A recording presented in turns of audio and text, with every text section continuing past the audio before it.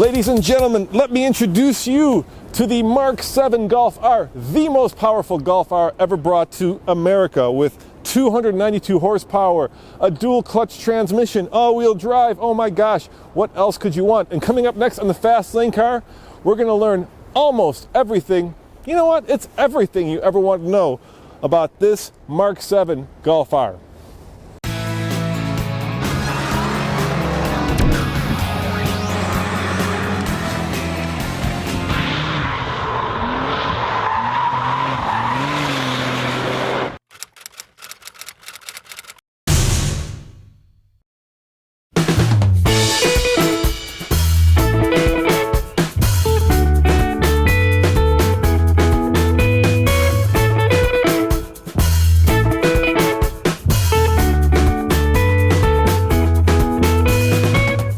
In front of the new Golf R, and what's incredible is that you've got a 2-liter that puts out 292 horsepower. Correct. How the heck do you get that much power out of a 2-liter engine? So yeah, 292 horsepower, 280 foot-pounds of torque. The engine fundamentally is the same engine that we introduced with the GTI, the E888, third generation.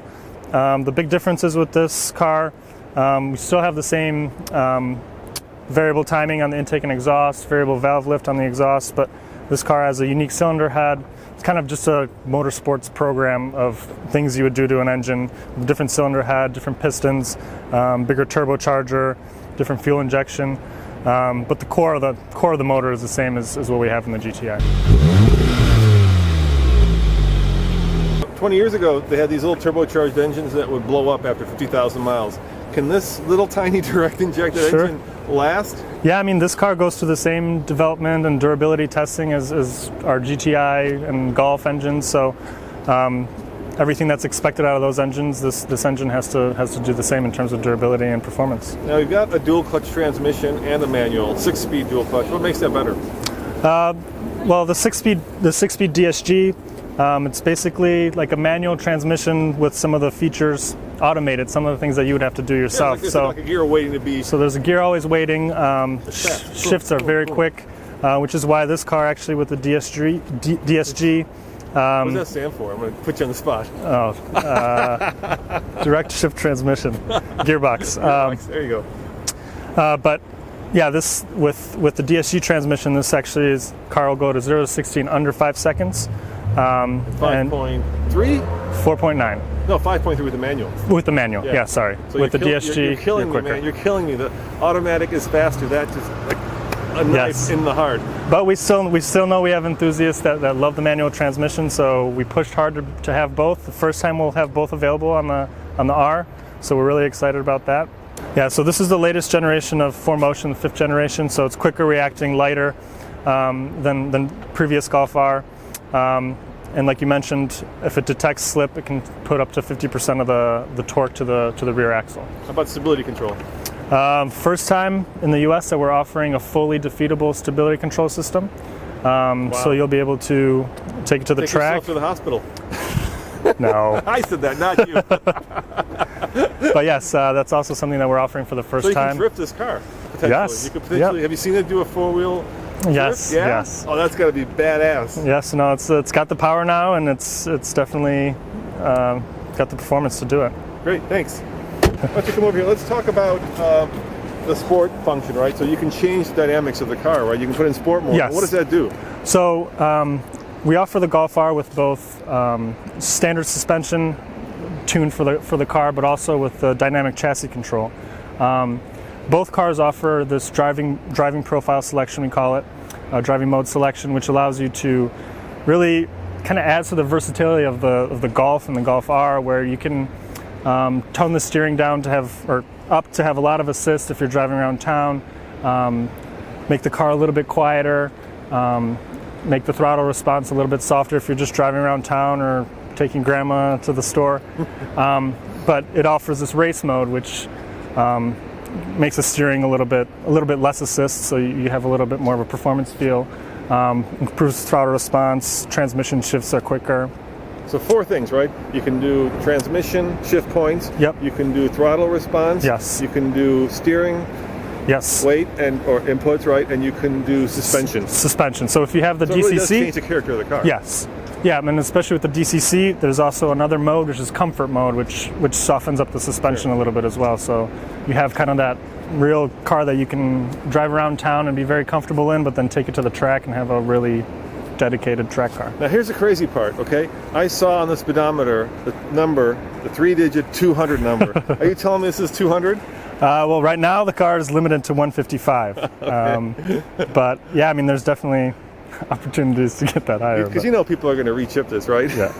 Yeah. So I mean, the car's definitely fast. All right, and style-wise, it's kind of Golf R XL, right? So you can tell that it's different from a GTI by the fact that there's 4 exhaust pipes poking out the back. But from the front, without that little R, and maybe without this chrome bit, the bumpers are different.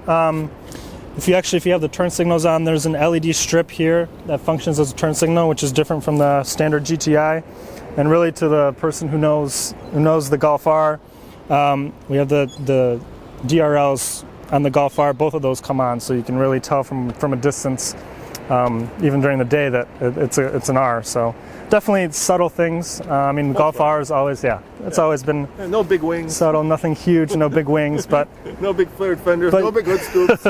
But you can definitely tell some of the Tell me about the wheels. parts. How big are they? This car is a 19-inch. Right. All of our Golf Rs now, to support the performance, all come with summer performance tires. The standard wheel will be an 18-inch wheel, which is actually very similar design. And then the top trim, we offer 2 trims. We'll have the 19-inch alloys. And I take it those are pretty robust brakes under there? Yes. So the brakes are actually the same brakes that we started offering on the Golf on the GTI performance package. Okay. So vented front and rear, 13.4 on the front, around 13-inch on the rear, and they're both vented, so the rears as well. You got the big calipers with the R logo on the front. Just some other little exterior bits, the black mirror caps, which will be on all the Golf Rs. The unique badging. I'm looking at that. Looks like you got a little bit more supportive seats in here. Yeah, the seats are the top sport seats that we offer. And unique to GTI, the ambient lighting that you have in the doors and in the door sills on the GTI, that's red, to keep with that GTI red heritage. On Golf Rs, it's all blue to support that kind of R motorsports blue that we have. And then just the gauges and all that have those unique blue elements to them. The electronic parking brakes are actually a difference on the Golf Rs to the standard GTIs. And that's pretty much it. I mean, all the MQB, all the navigation, power seats, Climatronic, all that stuff that we were able to bring in with MQB now, all that stuff is offered on the Golf R. All right, now the dollar is as strong as it's been, I heard today, in 11 years against the German Mark, the euro. I'm sorry, against the euro. I'm dating myself. Anyway, does that mean good news for us here in America? How much is this going to cost? That's a long way to ask that. So starting price with the DSG transmission will be $36,595. Okay. And then the top trim, which will add the navigation, the DCC that we talked about, the 19-inch wheels, Fender premium audio, that'll start at just over $39,000. So with DSG. 36 to 40. Basically, yes. Somewhere in there. Yep. And when is it available? It'll be available next month in February. Oh, really? So if you want one of these, just run it down to your local. You got to get there quick, though, because we had a pre-order. I heard you had 500 and you had like 11 hours. So between midnight and I think 11 a.m., all 500 spots were taken. So there's definitely a lot of pent-up demand for this car. And we're looking forward to getting it out to the market. In the past, this was sort of kind of a limited edition. Is that going to happen this time? Actually, with this model, it'll be more of a life cycle model. So we plan to continue to offer it.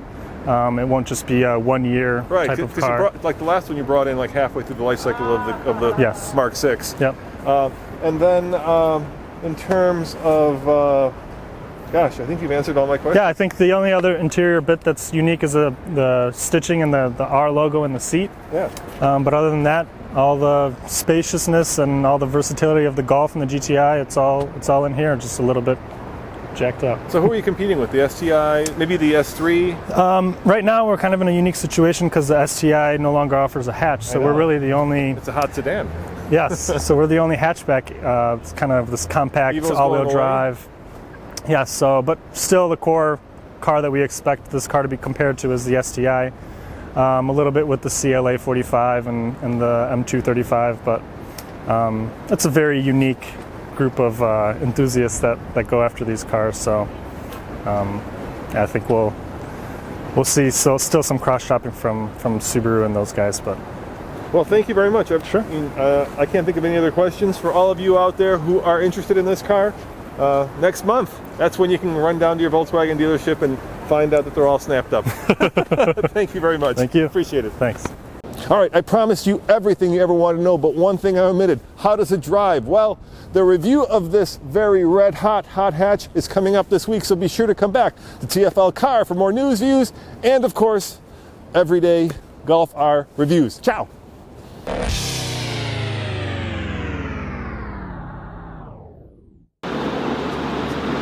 It's called B-roll. Sets the mood. Gives you a sense of where we're at. I think it's pretty obvious. We're not in Colorado.